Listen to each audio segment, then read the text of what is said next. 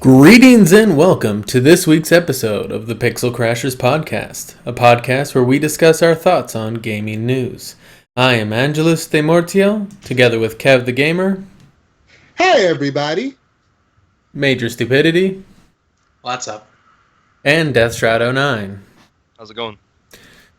I thought I'd do a normal intro this week instead of crying about Quantum Break. How are those 50 frames per second treating you? At 1440p, amazingly. Those 1440p, and by 1440p you mean 720p rendered upscaled to 1440p, right? No, some things are rendered actually in 1440p, and it's glorious. It's so glorious. Chat's not working. So why don't you go ahead and tell us about that, Kev, since those things happened. What things happened? What, the 1440p? A Quantum Break in general. Oh yeah, it's fun. It's as a shooter, I don't really think it's an amazing shooter, but I thought it was a fun game. I like story games, everybody knows. So for me, that worked out. I really like the story, but it felt like Watch Dogs in the sense that Jack Joyce was the least interesting person around, kind of like how Aiden Pierce is the least interesting person around. So yeah, I beat it. The game's not incredibly long. I think it took me like 9, maybe 10 hours to beat.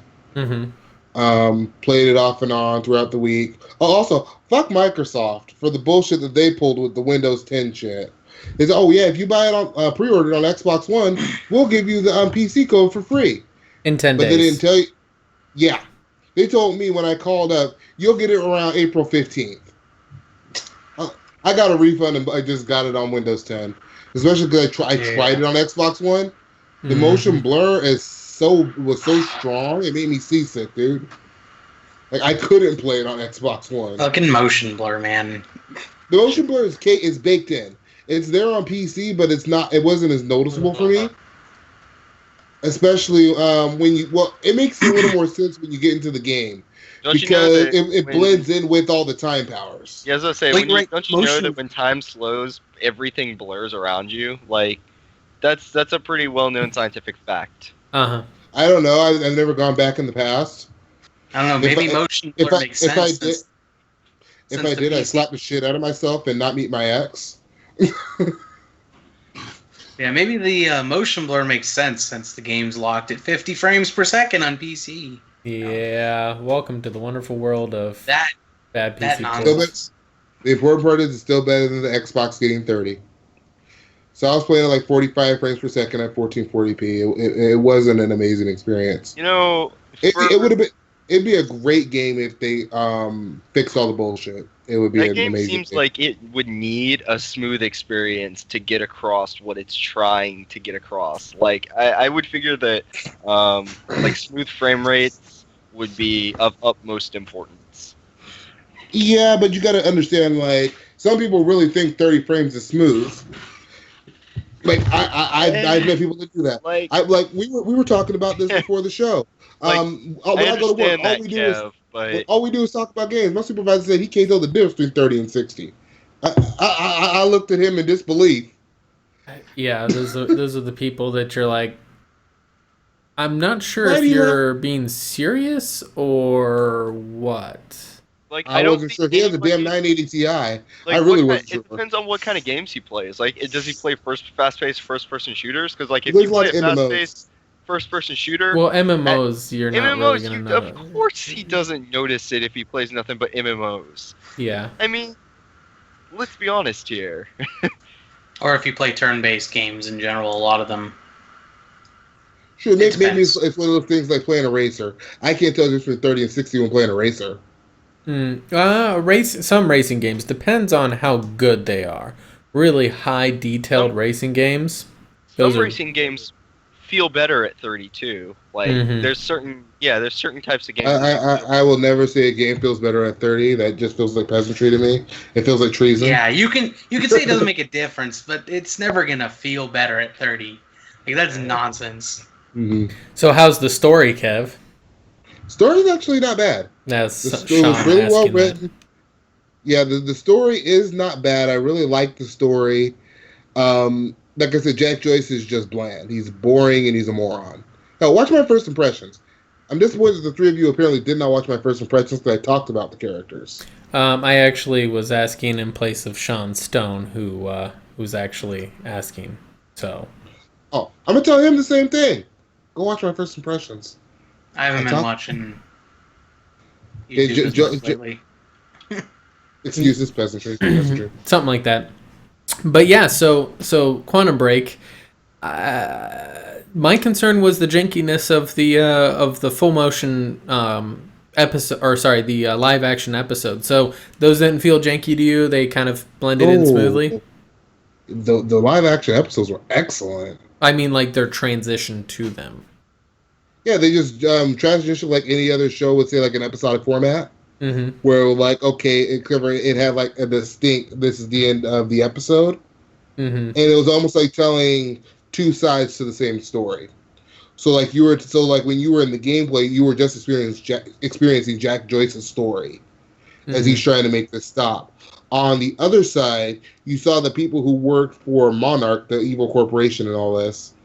The people on the inside who were trying to help, kind of help Jack, but not really realizing it. You start to see what they're doing on the live action side. So in this world, like in all these worlds where they have an evil corporation, do the people who founded the corporation get together and be like, all right, guys, corporation's most likely going to turn evil at some point.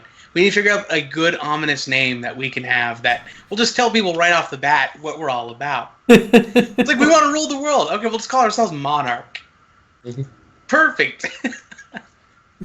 Yeah, like there's a lot of them like that. You kind of question, like, seriously, you started this without the expectation that it was going to be evil.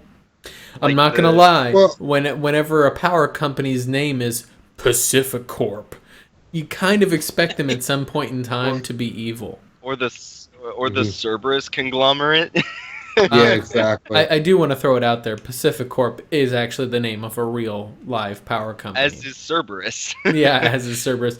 Or how about the Japanese country the Japanese company that named themselves Cyberdyne Systems.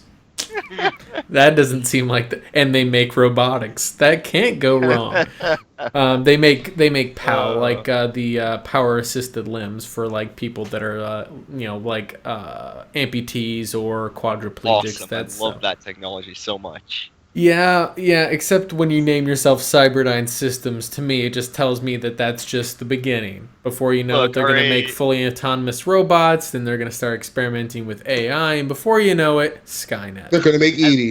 As long as Skynet. we go the repo, the genetic opera route, I'll be happy, okay? Like, yeah, they're gonna make Edie, and we're all gonna be very happy for it. Repo was just all about the genetic opera. At least was just all about plastic surgery. Let's be honest, because I mean, it all started out with Zydrate. I will say one good note though. Monarch. I'm trying not to give away too much. Paul Serene thought he was doing the right thing. Paul Serene is the main antagonist in the game. He thought he was doing the right thing. Mm-hmm. It just so happens that, he didn't know how to stop what was happening from happening. And so he ended up fighting back with Jack Joyce. Who Jack Joyce's story is just like a revenge story. And then it gets caught up into all this other shit. And again, his inspiration just isn't that great. Where everybody else is trying to stop time from ending, Jack Joyce is just after revenge. Mm-hmm. What's the name of the corporation in the Assassin's Creed series?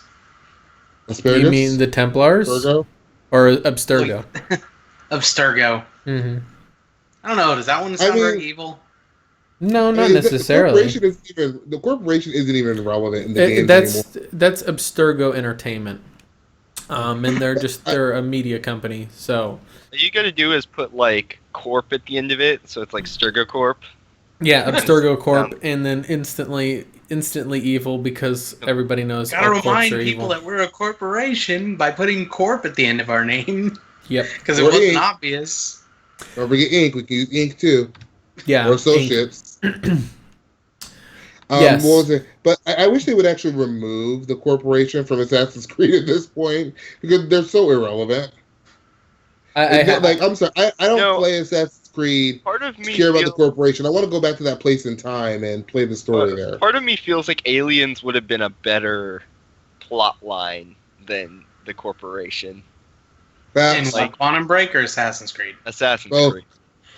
Well, I kind of hope that they would actually. By the way, spoiler alert. I know, I know there's it is aliens in there. I know it's aliens, but like aliens all the way down, rather than the aliens are just really irrelevant. Yeah. Yeah, I will throw it out there. Obviously, spoiler alert to everybody. Too late, I know, but no. Because that is. Well, I mean, it's not so much a spoiler if you played like Assassin's Creed 3 and on, but still. Actually, I didn't know they were aliens. How long ago did that game come out? My first Assassin's Creed was Black Flag. So Assassin's Creed 4.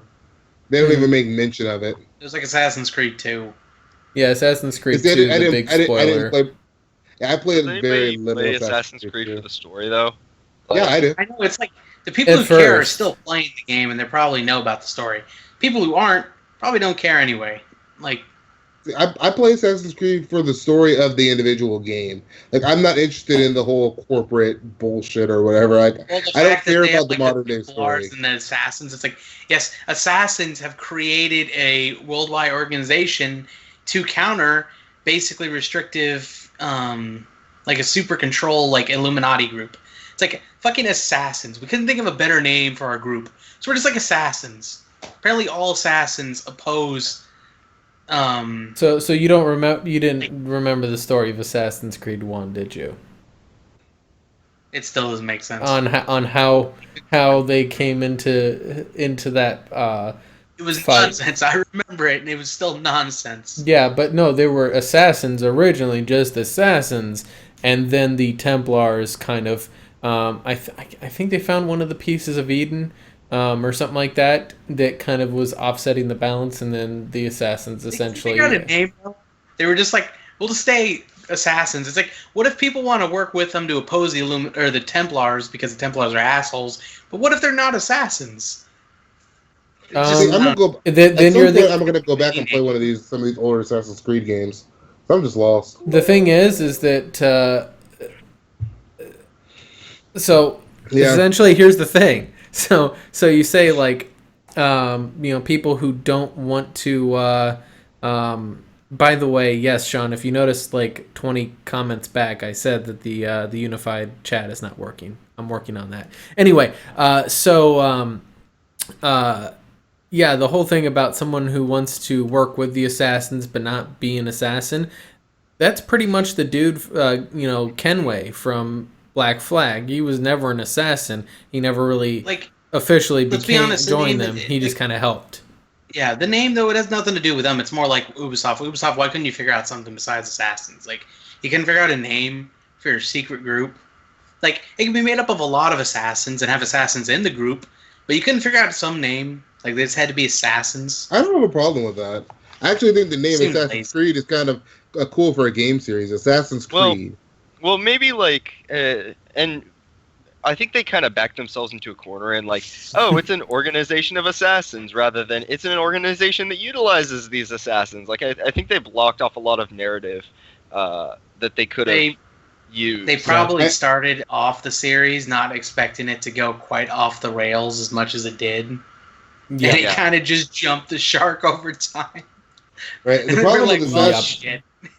problem with Assassin's Creed is that it keeps Ubisoft's doors open, but like Travis said, they run themselves into a corner. Like, how many more of these stories can you tell? How long can you keep it interesting?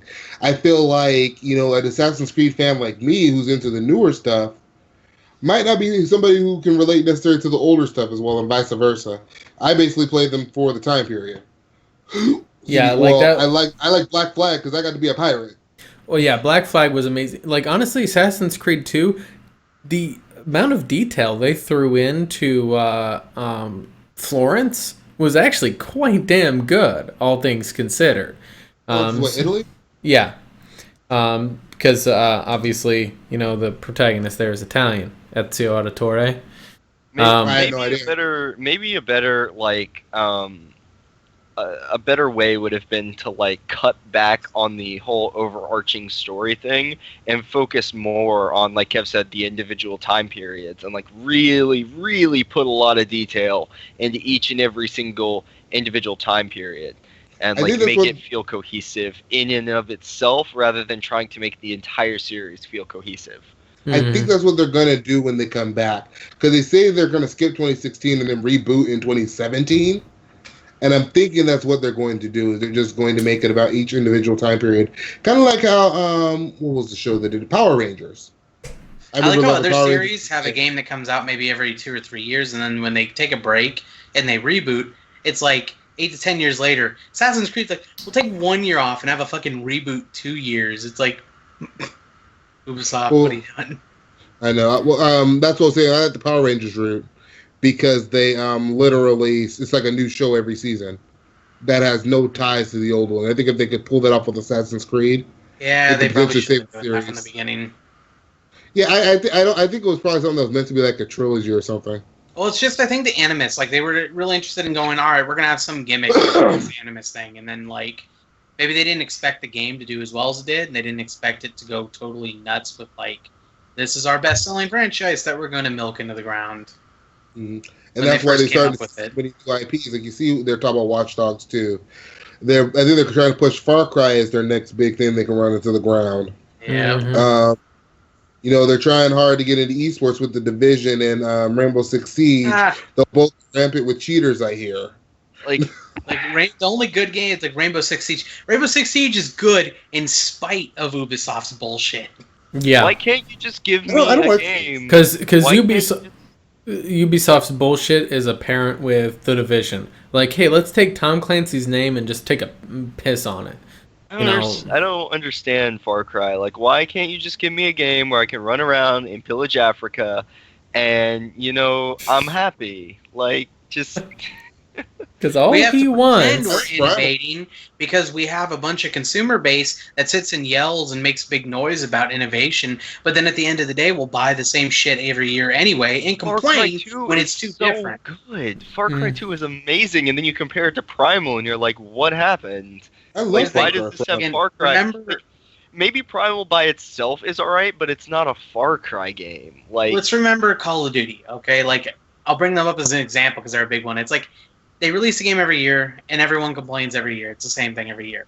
They released something like Advanced Warfare. It wasn't even that different, but it changed some things. Advanced Warfare was very different. Advanced Warfare was different based on how you play it. The actual gameplay of Advanced Warfare was extremely different than any other COD I've ever played. My point, though, is that the consumer base flipped out. It was like, it's too different, and they're just like... what the fuck can we do? We'll just make the same game with slight changes because that's what Black Ops 3.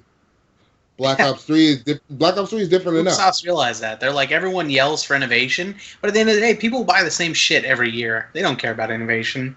They say they care about it, but then they really don't. Yep.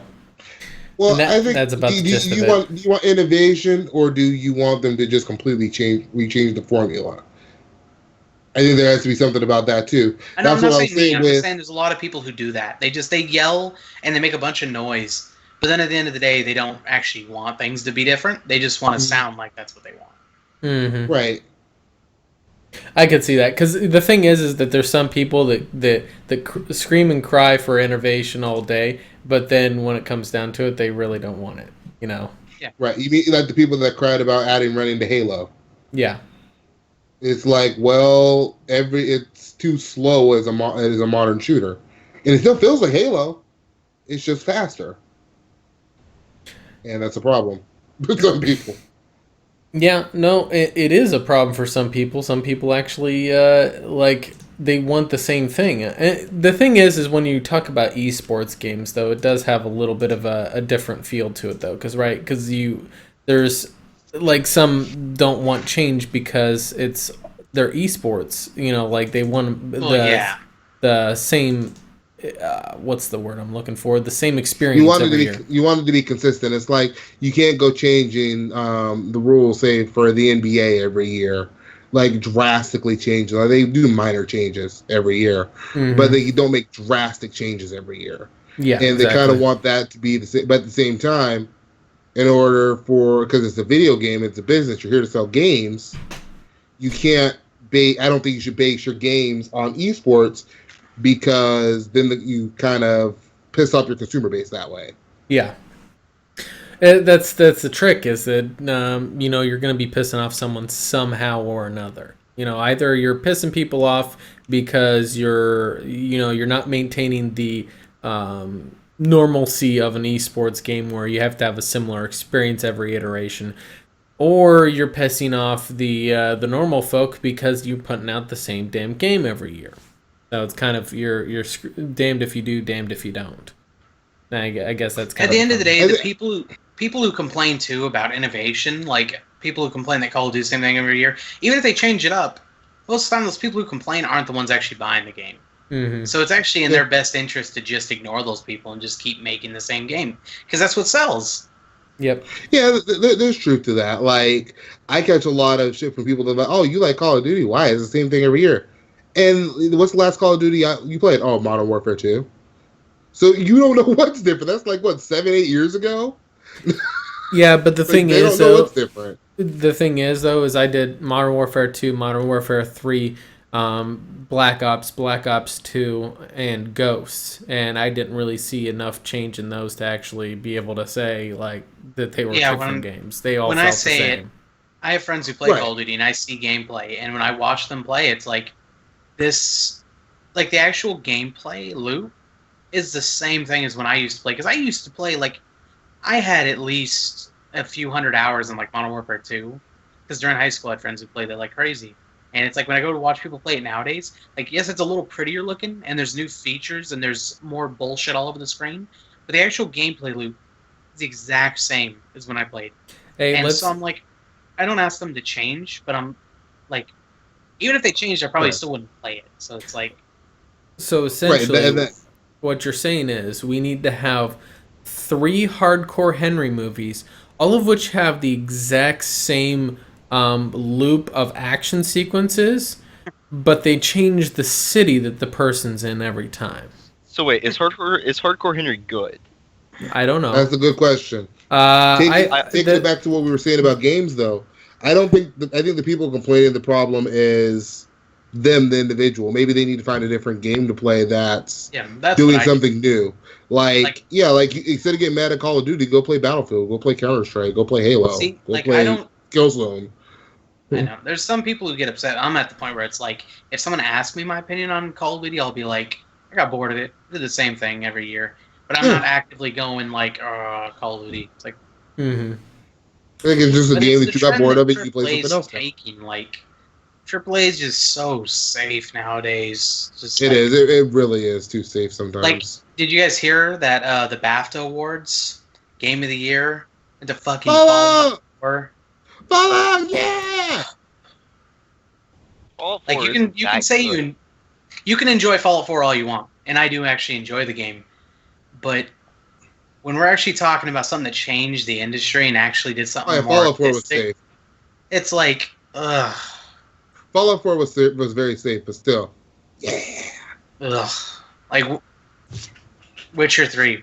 I feel like Witcher 3 should have won that so much more. Hey, Witcher 3 won every other award. Fallout season. Not BAFTA. BAFTA gave a bunch. I said every other award. They won every award but that one. You're salty. Let Fallout have its time. Fallout season. Ugh. Yeah, the thing is that Fallout had a lot of marketing behind it, and very likely could have sold more. That's really what it's all about. The Witcher had a lot of marketing for it too, though. I think not nearly to the degree. You got to look at the studios behind it. CD Projekt Red is not nearly as rich of a company as Bethesda. Oh yeah, Bethesda has money coming out of their fucking ears. Let's be honest though, the BAFTA awards are a joke to begin with, because what was the game of the year last year? Then why are you complaining about them? Because it really makes me sad. It should be better. It really makes me sad that after Fallout New Vegas, more of Obsidian's dev opinion was not brought into the fold, the general fold of Fallout.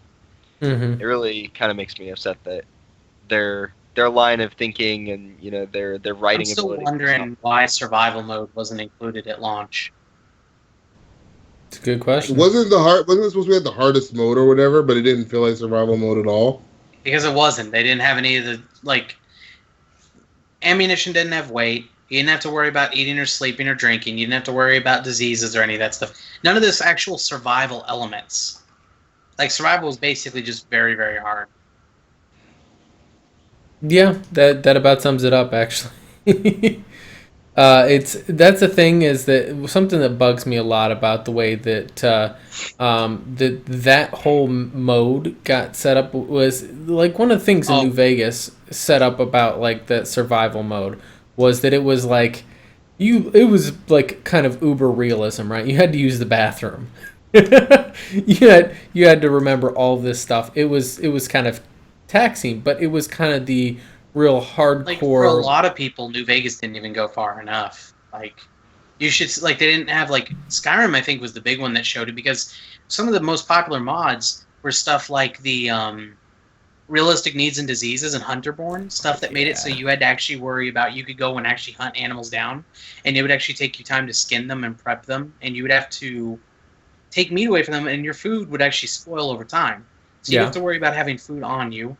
And with realistic needs and diseases, if you didn't prepare it correctly, you could get sick from eating unprepared food or spoiled food. I'm aware that's the only way I play with it. Don't forget about adding Frostfall in there, where you had to pitch a tent, and you had 2 different It's tents. like, some people love that. Like, and Fallout 4 was ripe for it. Like, one thing, like, I go to play Fallout 4, and the first thought I had after playing it for a few hours was like, man, this game is just asking for survival mode. Like, where the fuck is it? Didn't they see how popular it was with Skyrim? Like, well, the thing is that you're looking at the PC player base, which arguably is probably the majority. Console guys, a lot of them wanted the option still. Yeah, they did. And by the way, I can't remember where was Fallout 4 at for the mods on console? Wasn't there something It's coming out later this month on Xbox One. That's right. And then it's supposed to be out in, like, June for PS4. Yeah, like but they still don't have the mods yet. Yeah, but that's right. It was April and June or something like that originally. That's right. I forgot. But anyway, so let's go ahead and actually get moving on to our first story. Story time. And I know that you guys don't actually know any of these stories because you didn't read the notes. That's okay though. I'll spell it out for you. So our first story is about the U.S. Senate, and not about their corruption. At least that I know of. No, the first story is about Senator Al Franken, who recently sent a letter inquiring into the privacy concerns over the Oculus Rift's use of personal data. Yes, because Oculus Rift, or Oculus, if you guys didn't remember, is owned by Facebook, the world's most effective spying network. More effective than the NSA. Better than the NSA because people volunteer information to them. But in any case, though, Obama just staring at my porn. Yeah, leave my porn alone, bro. Well, the thing is, though, is that what's not, like, there was some concerns over the terms of use of the Oculus Rift and its collecting of personal data. The nature of the data that's collected and how it's being used was very unclear, so that's why he sent it out. My question to you guys is, what data do you think is being collected, and how do you think it's being used? Because your eye color, I highly doubt, is something they really care about. So, but my eyes are pink when I take the contacts out. Oh God, that's interesting. Damn it. Yeah. Any case, though, what do you guys think that Oculus might be like from a perspective, of delivering ads, right? What data would they collect from Oculus Rift usage, or people using them to better Facebook to deliver ads? Because that's what they're doing, right? They're collecting it for Facebook ads, right? I mean, theoretically, it's like they could be catching your eye movements and seeing where you focus your attention on. Theoretically, I don't know how effective that would actually be, or if they could do it. So. What about you, Travis? I can't think of much else beyond that. Travis, are you actually still there? Or did you fall asleep? I'm here. What did you say? He's reading He something fell else. asleep. He's reading something else. I said, what kind of data do you think is being collected by the Oculus Rift, and how's it being used? The two are So, what kind of data? I mean, there's no telling, right? Like, from the device itself, I guess technically, what could it? It does have Like, a movement tracking camera on the front of it, so it could actually technically be like the Kinect and spine on everything you're doing, right? Yeah, but it's on the front of it. It's like it's detecting movement of like not pointing at you. So there's no camera pointed at you specifically with the Oculus, right? So there's nothing there. The only thing I could think of is like if they have like if they request information about like your satisfaction with your product. So what's your name and your email address and all that during setup? Like that's like off the top of my head, that's the only thing with the current technology we have until we get into like neural jacks and all that good nonsense. Yeah, like I don't see like how this is going to be an issue, like more so than webcam manufacturers. The next question there, though, what if they start delivering ads to your Oculus device? Like, they flash some Coke. You want Coke. I would download the inevitable ad block Oculus edition. Yes. That's the way to do it. Or just a. What if they put the ads over your porn? No, buy our popcorn right on top of our titties. No, I'm gonna say it's just gonna flash in a frame. Every 20 or so frames, it says obey, and that's it. Obey the bouncing titties. Got it. No, just obey. Like it's the whole 1984 thing, right? Obey.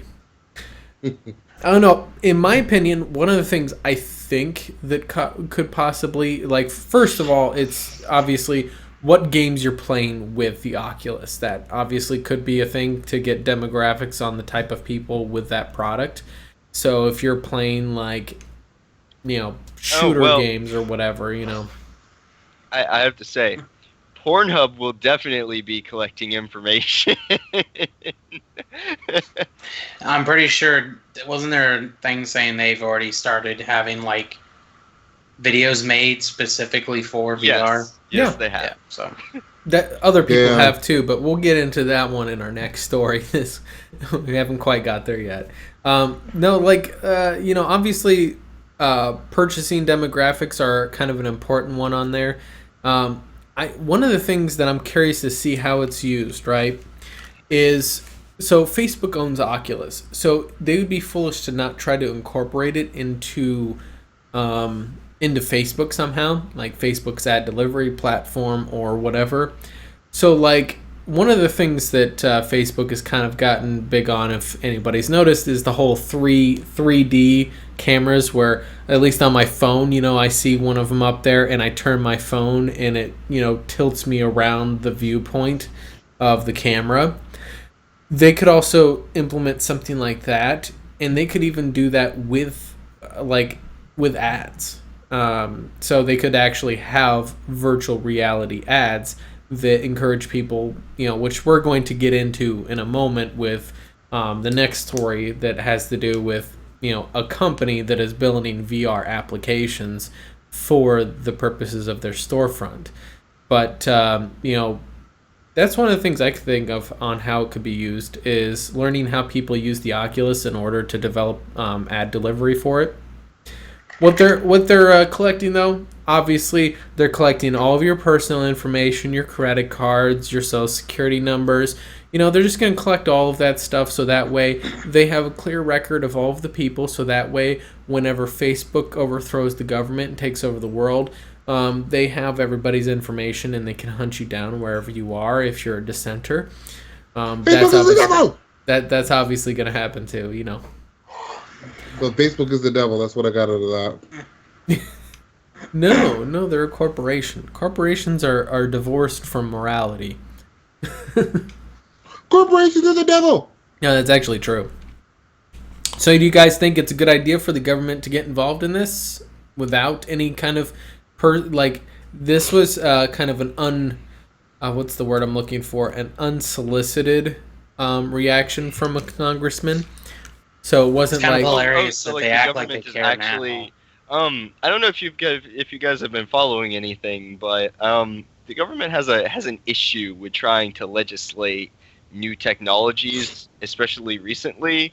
Like before they know anything about it, like they have absolutely zero knowledge. Now I will put it out there. Al Franken making laws about stuff they don't understand. No, now I'll put it out there. Al Franken is actually usually pretty good. Like he's a big privacy advocate, so it's not like this is unusual or like just some ploy for him. He actually This is pretty consistent for him. Like anytime privacy's of question, he stands up on a chair and says, "Now listen here. I think this invasion." Thing is, I just don't see how Oculus Rift will do anything more than existing tech. If Kinect isn't a problem, Oculus Rift. There was a lot of privacy complaints about the Kinect. If you guys remember, it was the NSA spying tool. It's collecting. It's watching me while I masturbate while watching porn on my Xbox.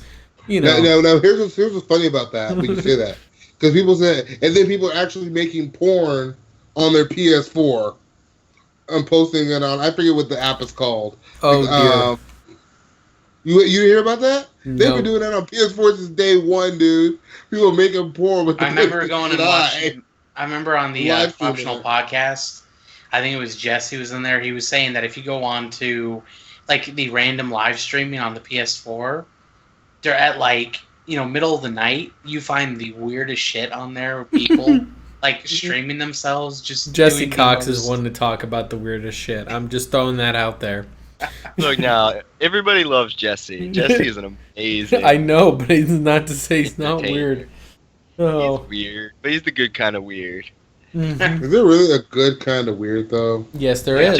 Jesse is the teddy bear weird. He's just like that is not a sentence. That does not make any sort of sense whatsoever. You heard it here first. Travis likes teddy bears. Oh, yeah. Well, teddy bears aren't necessarily bad. It's only whenever they try to eat you that it's bad. Or stab you. All right, Freddy. So try to eat people. Yeah. So, are we going to talk about IKEA? Because I can talk about IKEA all day. Yeah, I'm guessing so, since you guys didn't have a whole lot to say about the government and them doing things. And up in arms about government things. Anyway, all right, let's. NWA said everything I want to say about the government and the police. Government been. Seriously, like you're from fucking California, from Compton. Come on, that's not what I'm saying. Morty, I share their beliefs. We've moved beyond the point of concern into the realm of apathy. So. Oh, God. Yeah. Well, in any case, though. So, IKEA, yes. IKEA's launched a VR app, which I believe is free on Steam, that allows users to explore kind of a virtual kitchen demo in a virtual space. You can get into the drawers and pull out a pan and blah, blah, blah. Like it's a kitchen only in virtual reality. As far as I understand it, as I was spending time at IKEA, yes, we'll get to you, Travis. Hold on, let me introduce the story here. And shaking your laptop everywhere. So the thing is that this intended, was intended as a kind of means to test out potential for having a virtual storefront. Which, by the way, if any of you've been into the IKEAs like the one here, a virtual storefront is a fuck ton better than the actual one because, good God, it's like 15 miles worth of walking to get through the store. But my question to you guys, what other VR concepts do you think you could see being adopted in a similar manner to that? Like, virtual storefronts. I know Kev, porn, yes. But we'll go to Travis first on that one. First I'm going to talk about IKEA, and I have to disagree with you, Morty. I think going to the physical store is much better than the virtual store. You can't cause any kind of, like, a ruckus or trouble in a virtual storefront. Like, I don't know about Travis you, here. but I don't know if you've ever gone to an IKEA and just caused trouble, but it's so much fun. I'm with Travis here. Obviously, I go there and incite like just enormous brawls, and then with the abundance of cheap furniture, we're able to just like smash over each other's heads, and it gets pretty chaotic, I'm just mad that I'm fat and they sell cheap furniture. I go in there and rage. I don't know if your guys like the IKEAs there are as big as the one here. The one here is like giant. It's massive. The one I went to was pretty big. Yeah, it is huge. It is a monstrosity of store space. I don't even have a guesstimate on the square footage, but I'm gonna guess at least over 15 to 20,000 square feet, 2 levels. The best part about it though is that they have like these small little demo houses. Now, they have demo bedrooms and all that stuff like you might see in another one. This one actually has demo houses. When I say that is, you walk in there, hey, here's the kitchen, here's the living room, here's a bedroom, here's a bathroom, literally all configured. I just want to like go in there and like lay down on the bed, like get under the covers and lay under the bed, and whenever a customer walks in, they'd be like, get out of my house! I don't. Maybe she won't appreciate creepy. Me and my girlfriend have actually like sat in the kitchens and like acted like we were at home. People gave us funny looks. It was hilarious. I didn't even funny looks too for being creepy. But let's see other things that could be expounded upon with virtual reality. Well, Sean Stone said. Vacation stay spot, cruises, a new safe car purchase. Those are actually 3 good ones on there. But, like realty, like take a virtual tour of houses. So you don't have to actually schedule realty appointments. If you like you can still do that, but imagine all the time you could save if you could just stay home and walk through the house virtually and be like, no, I don't like this. By the way, guys, I'm just throwing it out there. You ever seen the movie Surrogates with Bruce Willis? Where everybody doesn't actually ever leave their house. They use like these robots that look exactly like them to go around wherever, and they control them. See, that's where we're going. Not going to do any shopping. Where you just want to browse a virtual store, check out items. It all gets shipped to our front door. We're never going to go actually see houses that we want to buy. We just take a virtual tour of them. We're never going to go on vacation. We just are going to go to a virtual, like a virtual... Where are we? The fucking boy in a bubble? Yeah, exactly. Like I said, we're never going to leave our damn house. That's the end game, okay? That's the end game. That's the end game, though. It's going to end up like the movie Surrogates, where no one ever leaves their house. Like any product that is like aesthetic based, like being able to view that in a 3D space is very much superior than just looking at 2D pictures of it. What else? Just like anything that requires a visual experience but doesn't exactly need the people emotional or other sensory experience, like a visual and sound experience. Is there a feature on the app where you can race the office chairs through the stores? So there's a mod for it. Yeah, check that stream. No. Here's the thing. So check this out. Unfortunately, the IKEA app on there is just a virtual kitchen that has kitchen stuff. You can open the drawers and stuff. But once they do have a virtual store space, I will be highly offended if they do not have racing chairs that you can like drive through the store. No, not the chairs. That's not the secret of IKEA. It's the push carts that you ride on. Which one? The big heavy freight ones? Like the flat ones. The flat ones. Okay. You can like stand on. Mm-hmm. And then you just stand on like they're a surfboard and have someone push you as you're like pretending like you're surfing. Most of the time, the wheels are pretty well oiled, so you can actually just take off by yourself and start spinning around in the parking lot. I'm not speaking from I experience. just want to go in with a bunch of people with like paintball guns or something inside of IKEA. Just have a fucking firefight in there. The flurry just of colors, over furniture for cover. the flurry of colors that are already in that store, nobody would fucking notice. You know, and now that I like knowing what like modern aesthetic is, like maybe somebody should pitch this to IKEA.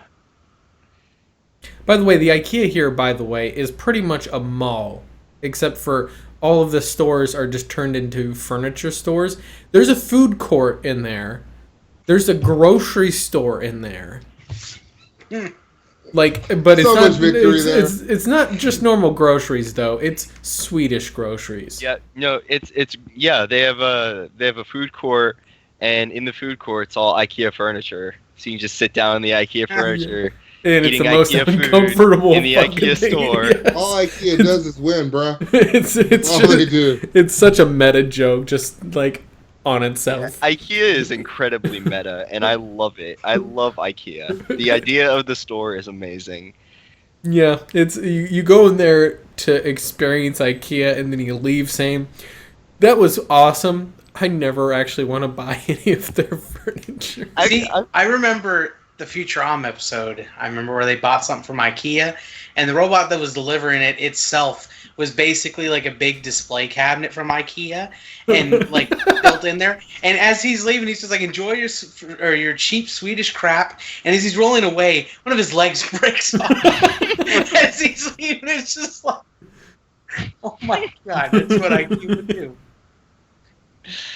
Welcome one and all to the IKEA store, where everything looks a lot more durable than it actually is. Welcome to the IKEA Crasher podcast. The IKEA Crasher podcast, yes. So, anything else? Kev, what are some stuff that you could see being put into a VR environment? I know porn. Yeah, aside from porn. I already know. Nah, you know what would be cool? Doing something like Shadow Warrior. What's that? Where it's a first-person martial arts game. So, like a first person, but the question is, so like you talking about with the motion controls and all of that? Yeah, that'd be awesome. That would work well with a PlayStation, where you have the PlayStation Eye to watch you.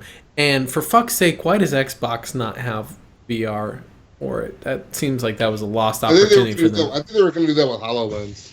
You know what? Yeah. Idea. I have the best idea. Train simulator. So you're just sitting on a train. Like, there's already a train it's simulator. road trip simulator. Truck, I need you to stop. So that actually, I believe it's owned by Nintendo too. So please stop. Euro Truck Simulator. No. It's Google's courtesy of Google Maps road trip simulator featuring Google satellite images. Use VR to basically simulate you sitting with a bunch of friends at a table playing like cards. Like you can't all actually get together. No, that would actually be kind of cool. Friend simulator. For example, get big friends. I remember back in Red Dead Redemption on the Xbox, one of the best additions they made to that game was the ability to start playing poker with your friends. I'd get on with friends and we'd literally spend like a couple hours just playing fucking poker in Red Dead Redemption. Or you guys remember on Steam the tabletop game simulator, like the really really free tabletop simulator would be pretty good. Yeah, tabletop simulator would be really good with VR. Yeah, because you already use like hand motions to like manipulate the objects, and it's weird trying to use the mouse to do it. But like if you could actually like manipulate stuff with your hands, it'd be much better. So how about Gwent? And then you could physically flip the table over when you get pissed off at your friend. and then it goes hardcore Henry, where you actually get into a brawl with your friends after flipping the table. What about Elite Dangerous? So what? Oh, Elite Dangerous already is VR. Never mind. I had an idea, Morty. What you were saying before, Road Trip Simulator featuring Ice Cube. No. Nope. No, dad. Hey, YouTube did it with Snoop Dogg. No, fuck that shit. And it was a bad idea. That was Snoopavision was so. That was actually the weakest one. That was the weakest April Fool's one. Like there was Google themselves had so many more that were hilarious. Although Lexus with their Velcro seat, that was pretty good. I thought that was great. But what was I saying? Oh yeah, so Sean, of course, is the only one on this podcast who's actually giving out ideas.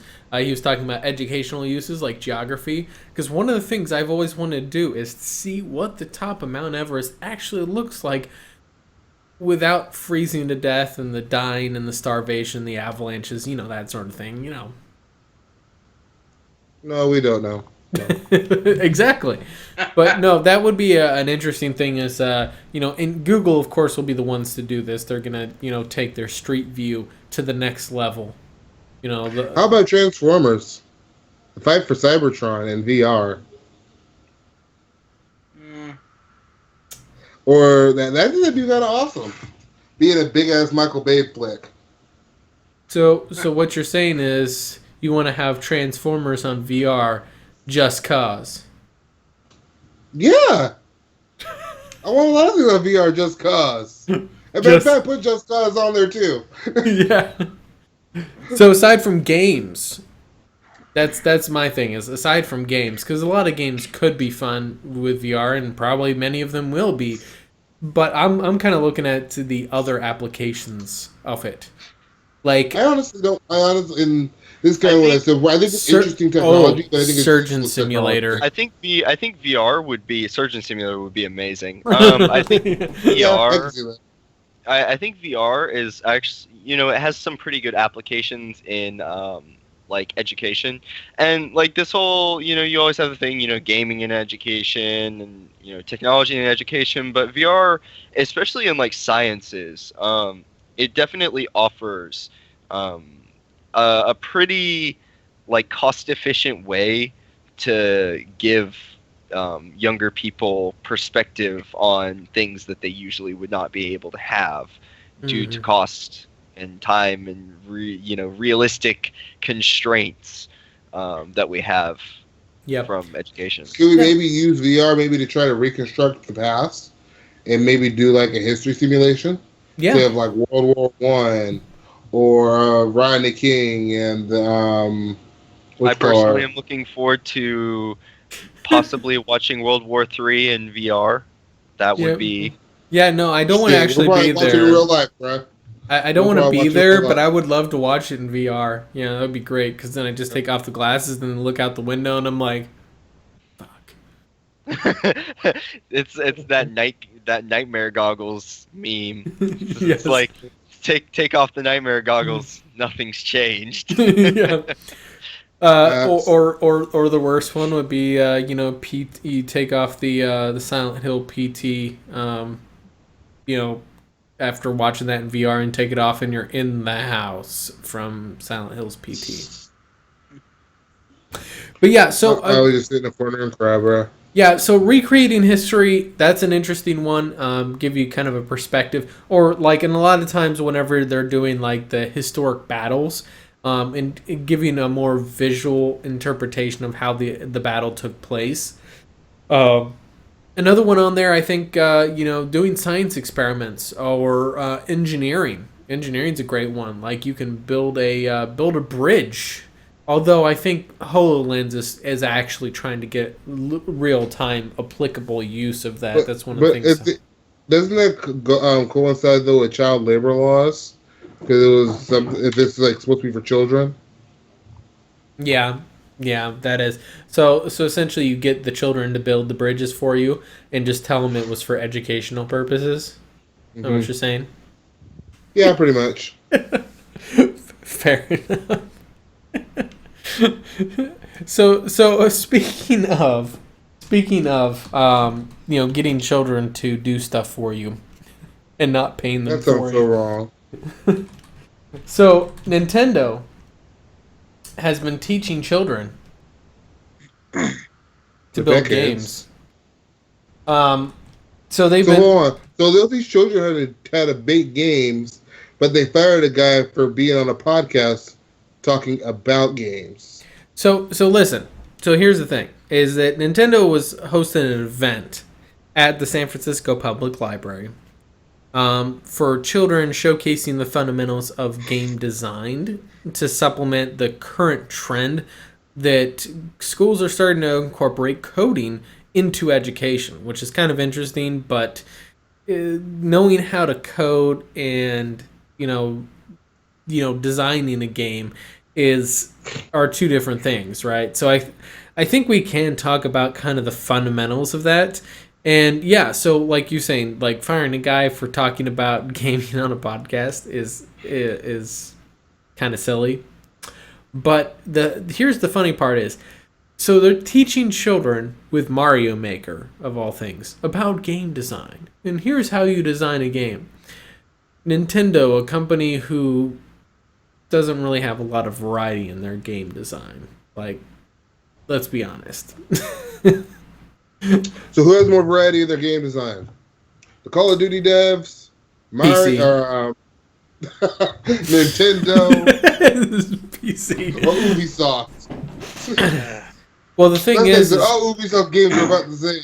Yeah, no, and shit's gonna happen. EA, honestly, as painful as it is to admit, EA, dude. As painful as it is to admit, EA is probably one of the more diverse game publishers, as opposed to if only their business practices. Well, I mean, I'd be a pretty diverse business owner as well if I could afford to buy all the other companies out. They can't. They can't afford that. They're not Microsoft. Okay, they can't afford. Microsoft should buy some of these companies. Might get Xbox to win. You know what? If Microsoft bought EA, that would probably be a good business decision for them to actually stop tanking shit. But yeah, so here's the thing. Like a lot of times you get these coding things in there. One of the things I noticed is, so what good coding, good knowledgeable coding brings you is games that have a solid foundation on their mechanics. You shoot a gun, it feels good, feels natural, whatever. That's good coding. But then you actually play the game, and it's like, this game fucking sucks. So some examples of that would be everything by Digital Homicide. Actually, they don't have good coding either, so I guess they just kind of suck on both fronts. But no, there's been several game developers that have good, solid coding, but actually don't do so well with game design.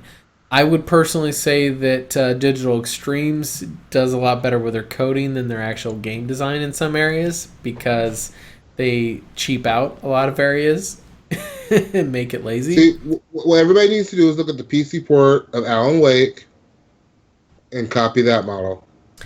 Depends. Does Alan have an eye patch in your version of the game or not?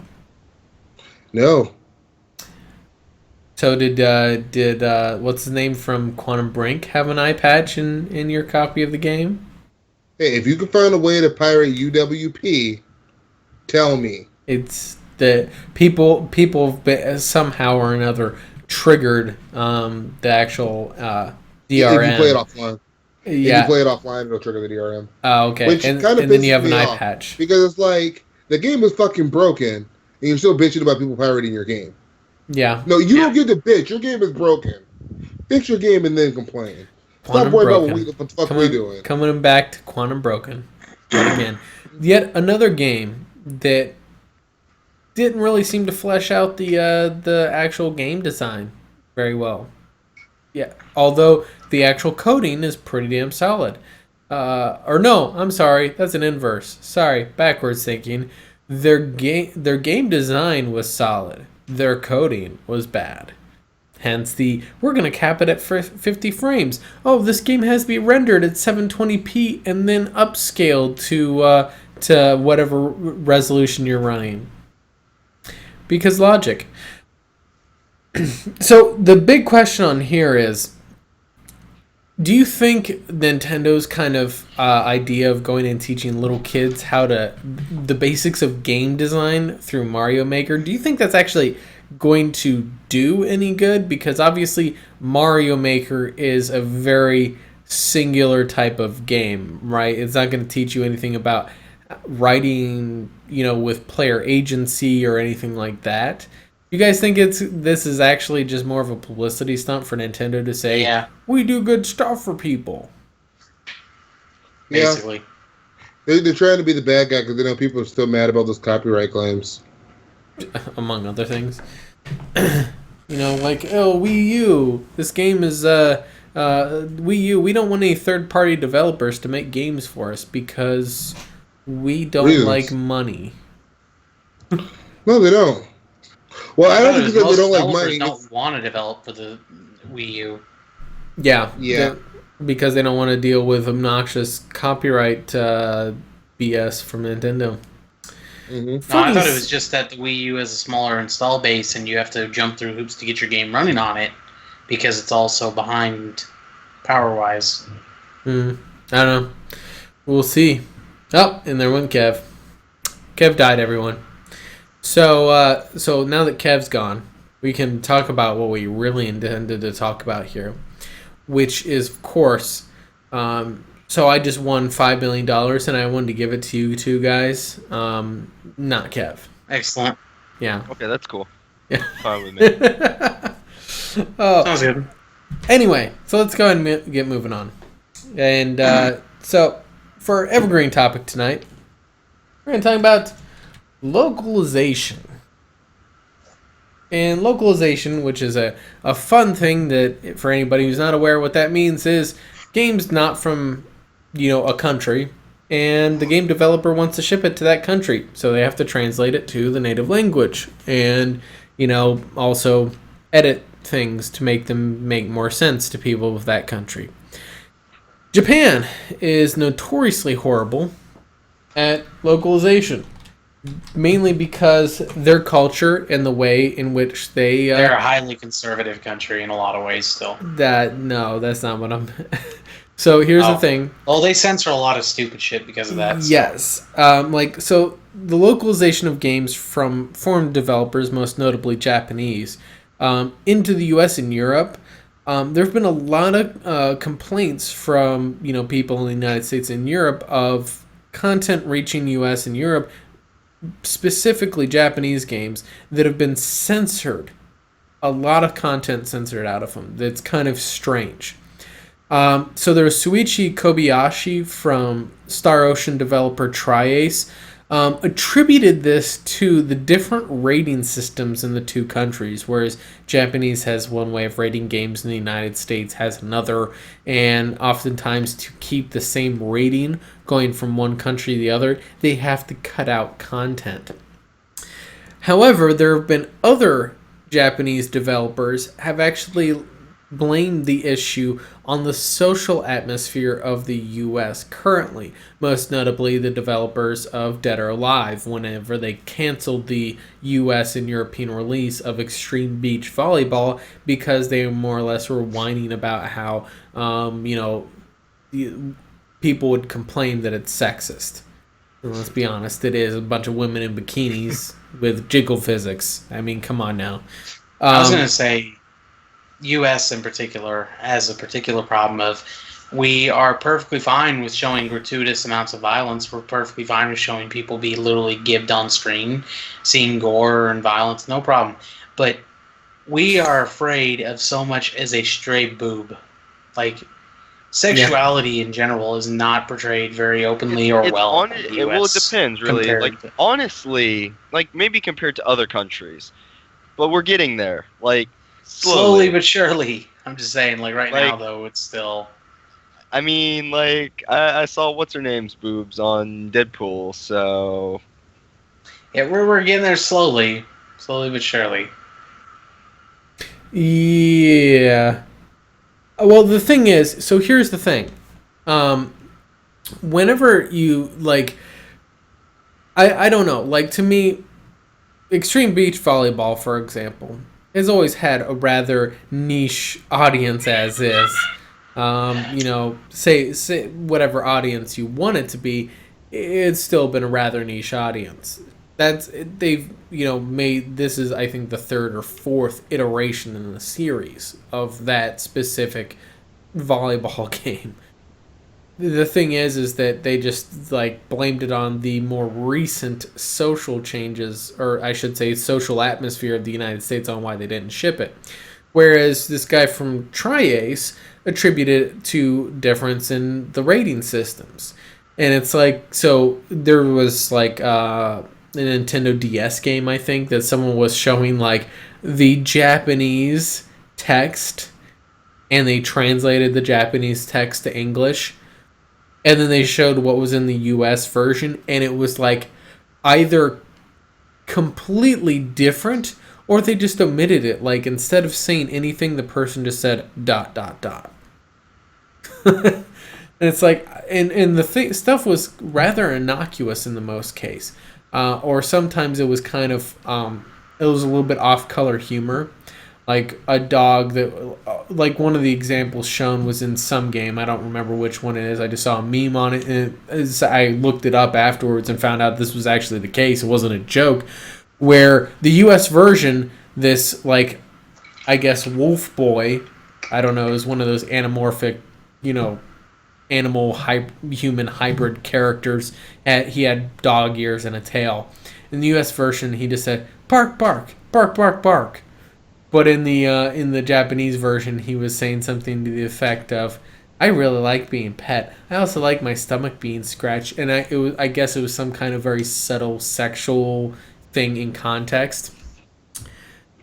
And they censored it out because children or something. What did he do to this bunny? What did he do to his bunny? The fuck are you talking about, Kev? Get with the program here. We're talking about Japanese people. Kev, get off of gore porn, okay? I like furries, okay? Yeah. Yeah. So in any case, though, so what do you guys think? Do you guys think it is a rating systems where they're trying to stay above board of the United States rating system or the European rating system? Or do you think Japan? I don't know. That's why we're positing this as a theoretical. What do you think? Give your best guess. Combination of rating system and Japan just being weird. No, weird is how they make the game in the first place, with very off-color sexual humor. But then when it comes to the U.S., they're like, no one in the U.S. will find this funny.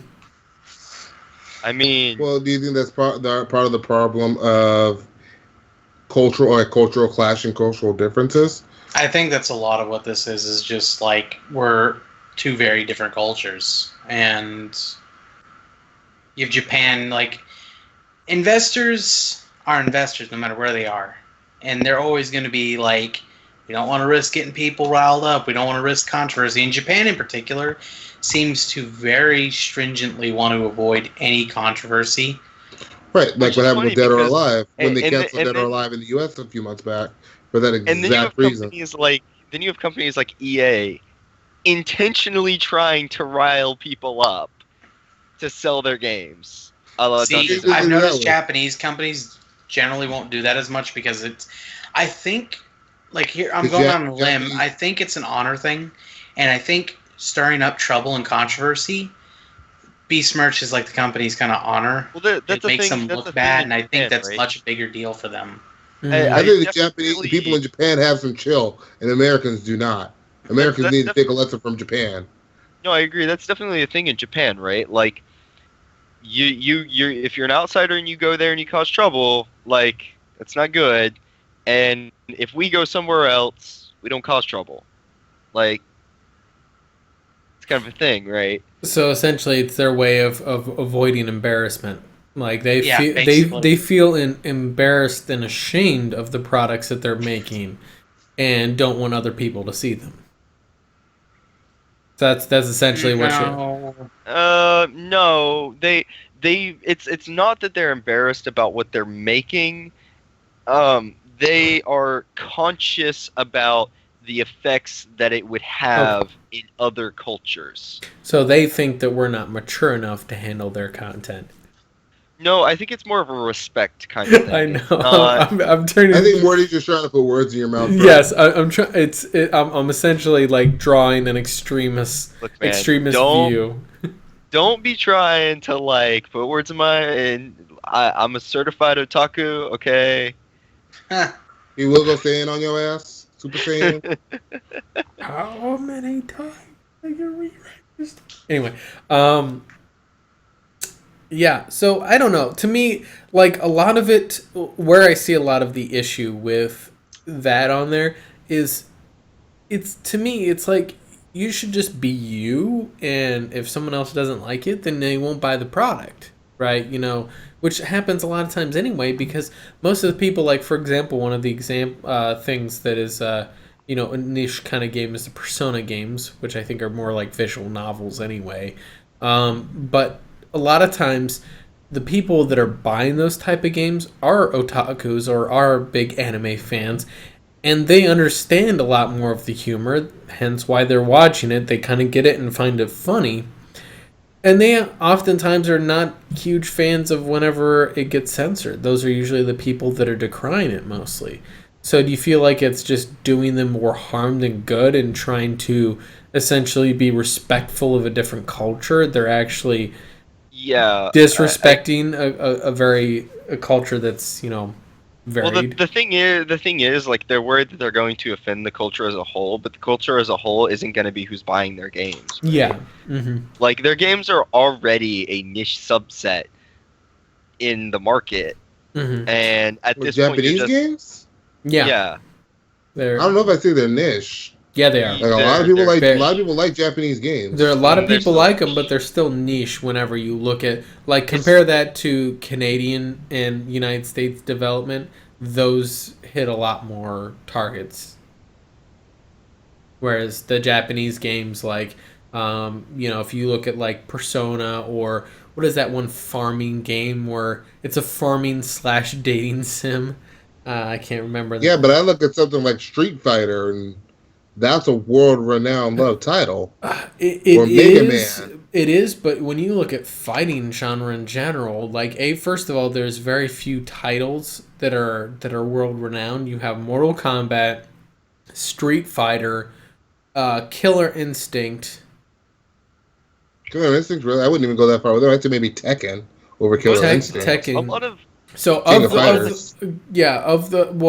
talking about currently. You go to fighting expos, you have really 4 of them that are have really heavy following in the fighter scene, and like I said, Mortal Kombat, Street Fighter is the really big one on there because, like I said, that has the actual most esports following to it. But so does Killer Instinct, and so does what was the other one you just said? Not King of Fighters. Tekken, yeah. So Tekken, Japanese, and Street Fighter, Japanese. And both of those are old franchises. But Mortal Kombat and Killer Instinct are both old franchises, and they're both American or Canadian. Or both. One of the two. North American. They're North American. Yeah, the only reason I was like sketchy on Killer Instinct is they made one for the Super Nintendo, and then they fell off until Microsoft rebooted it. Yeah, but it's done quite well for itself. That's a big thing. It's got a pretty big following. So fair enough. The thing I've noticed, and maybe it's just like my personal anecdote, but the Japanese games that tend to be most affected by censorship are the more niche games. Mm-hmm. The more cult. Honey Pop. I bet you that was edited. That was a Japanese game? Oh god, yes it is. Well, no, Honey Pop was not. Honey Pop was developed by an American guy. Yeah, I know of Honey Pop, but I've never actually looked into it. Honey Pop is basically satire.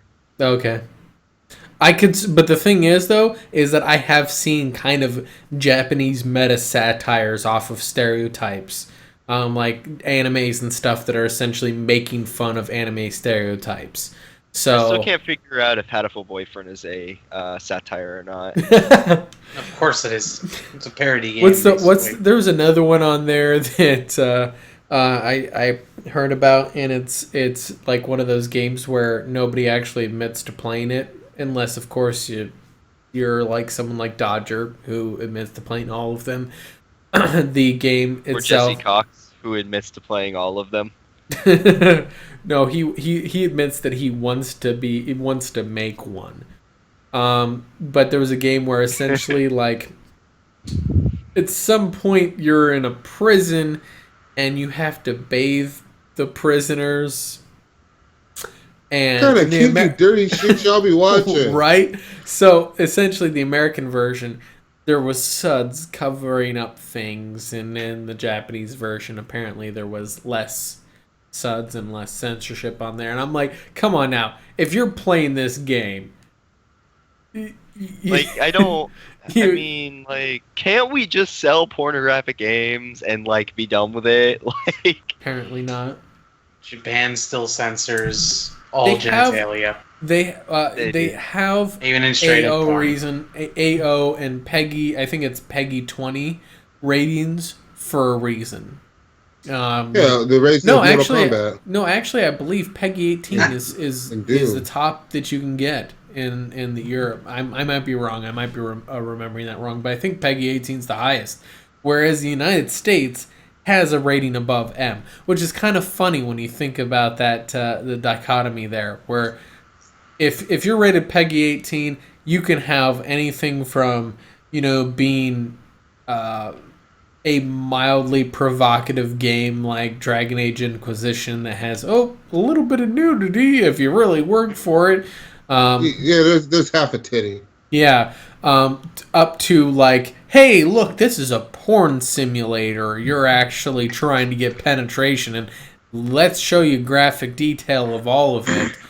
They're all PEGI 18, whereas if you go above a certain level in the United States, you get labeled as AO, adults only, which pretty much excludes you from almost the entire subset of gaming on there, whereas M for mature, parents will buy M games for their kids, right? Yeah, but are any of these types of games aren't going to be on the physical shelves? Yeah, anyway. AO games are you don't find those sold in stores anywhere. They're not like, and even if they weren't AO games, they're still not gonna be on shelves. Oh, like, you talking about the pervy games, right? Yeah, those games are going to be online only. Mostly on PC anyway. They're online only on PC. Where you can put the required by law, are you above the age of 18 before viewing and purchasing this game?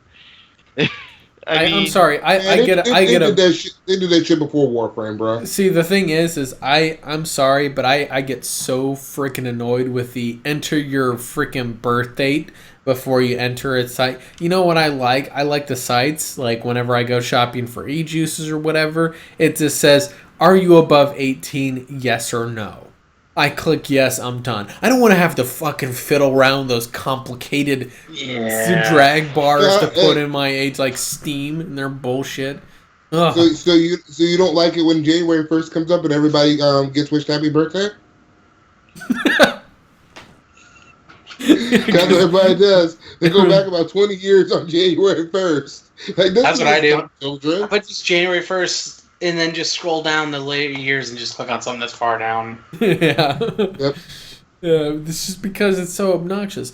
But no, like, something else, though, is like, all right, so you have, on one side of it, Japanese localization, where they're very conscientious of potentially being offensive to American viewers, so they censor stuff out.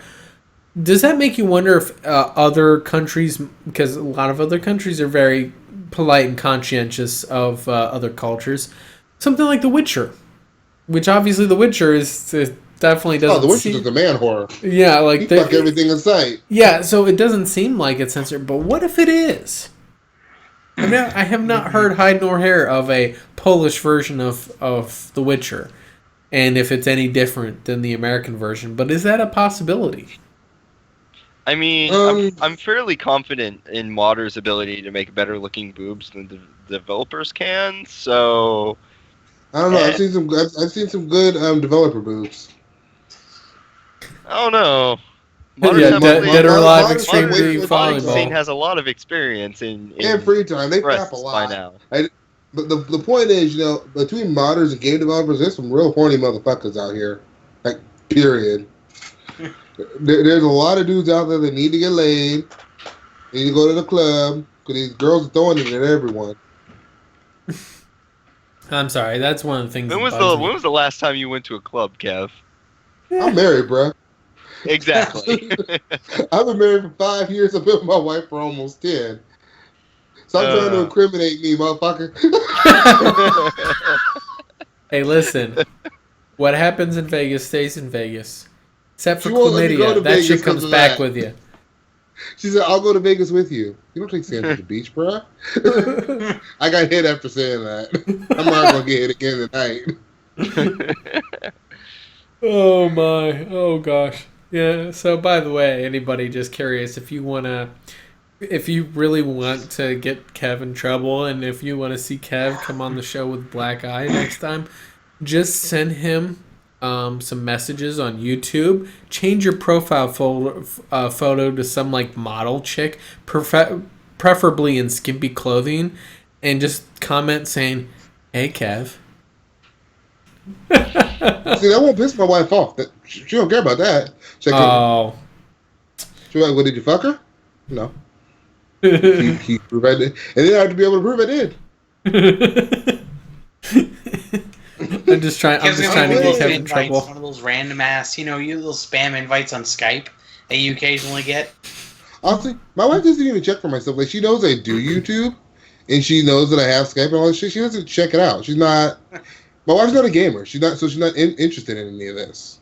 See, that's the thing is that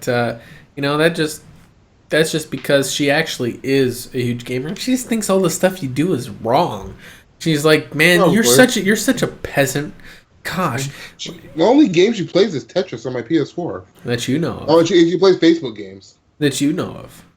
Just saying, you go to sleep sometimes. She sneaks in your office, gets on your computer, and she's like hardcore pro, League of Legends player. She just has to uninstall it every morning before you wake up. Your girl still does want me. Your girl still wants me, Sean. That hasn't changed. My wife will stab a bitch. Wait, she'll tell everybody I'll stab a bitch.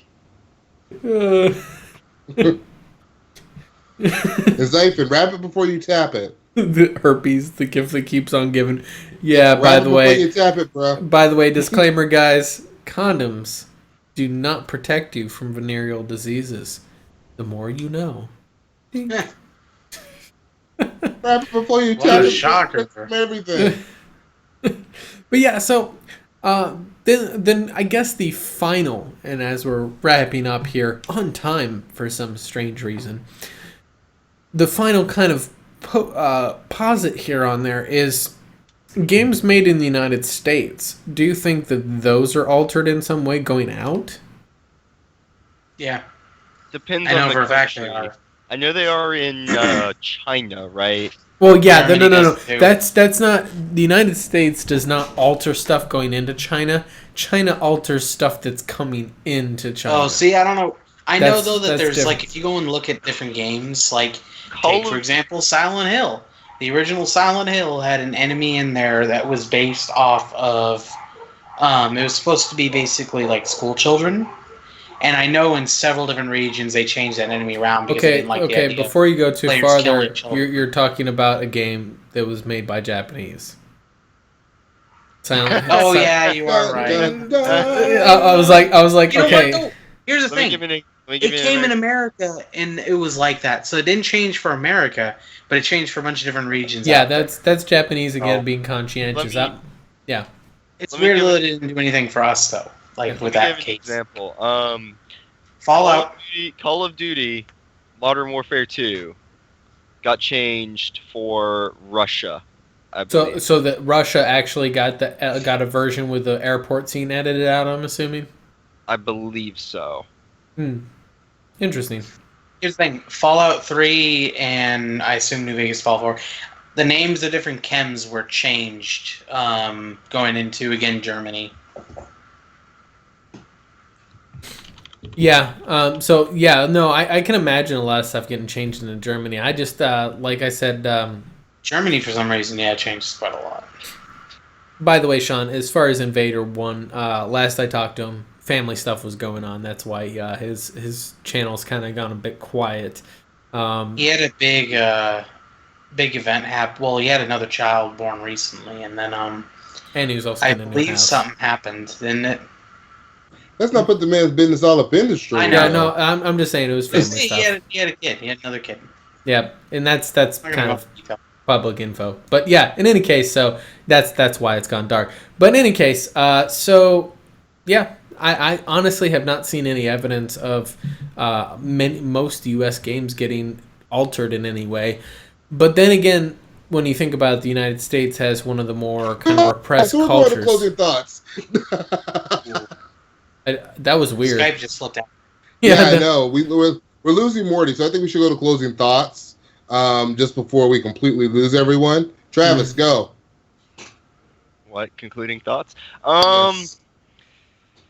Everybody should take the time and get some friends together and take a trip to IKEA and just have a ton of fun in IKEA.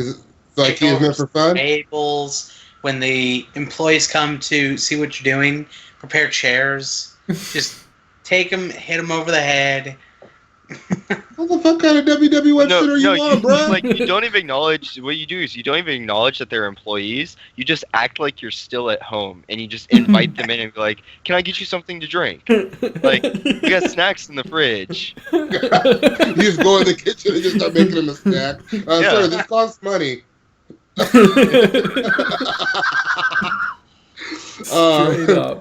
Straight up. I love it. Joe, go. I didn't even get to talk about the game I was playing this week, which was Enter the Gungeon. You did talk about it for that. Oh no, you talked about it before. You talked. Yeah, this is why you need to save that stuff, because I forget about it. Anyway, so I can't talk about it now, but I will say if you like games like The Binding of Isaac or any of those roguelites, Enter the Gungeon is pretty fun. Awesome. What was it? Enter the Gungeon? Yeah, Enter the Gungeon. It's with dungeon with a G. Mm-hmm.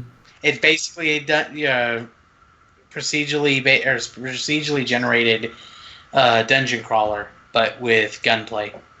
Yep. Kev, final thoughts. Quantum Break is fun. It's a good game. It just needs some TLC. That's really, really what it needs. As much shit as I'm talking about it, my only real beefs with the game, that Jack Joyce is boring as fuck. I can't get away from the main character is boring, and technical issues. If you can get beyond that, if you can handle playing at 40, 45 frames a second. Person shooter mechanics. Yeah, I don't think it's amazing third-person shooter, but that's not what kept me there. What kept me coming back to it was the story. I wanted to know what happened. I was invested in the story, invested in the characters. That's what I liked about the game. Like I said, outside of Jack Joyce, I thought everyone else was actually interesting. Yep, good times. All right, so Dark Souls. Dark Souls season is beginning. Yep. Yeah, and Ratchet & Clank. I haven't paid attention to it at all to be able to go on completely blind. I just want to see some videos of Kev failing horribly at Dark Souls. It's going to be great. I did okay in Dark Souls too. I did okay once I got. Well, Joe was there. We played together. Once I got the hang of it, I did okay. I want you to live stream like your first half an hour to the hour of playing the game. Live stream it. No edits. No edits at all. We want to see that shit raw. No editing. I might even do it with the webcam, bro. There you go. Right there. You guys heard it confirmed? I said might. I didn't confirm anything. I said might. Kev's going to live stream his initial play of Dark Souls 3 so we can see how awesome and elite he is at the game. I didn't say I was awesome and elite. I just said that. I'm teasing you, man. You haven't even played Dark Souls 3 yet, so how do you know if you're elite? I'm claiming that you are. I'm claiming that I'm average at best. At a game you haven't played yet?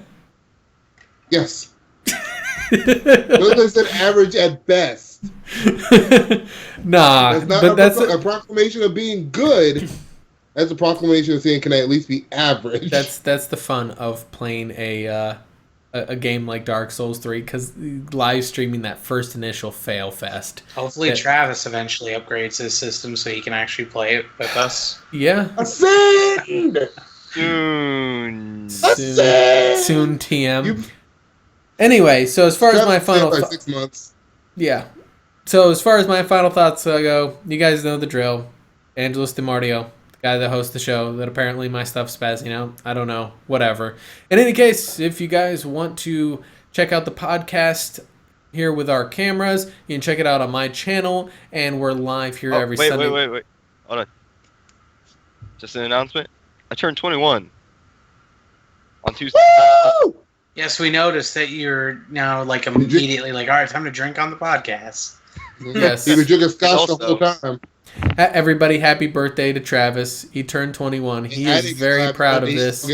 Happy birthday. He's now officially an adult. Okay, he gets happy birthday because of the sombrero. The sombrero's badass.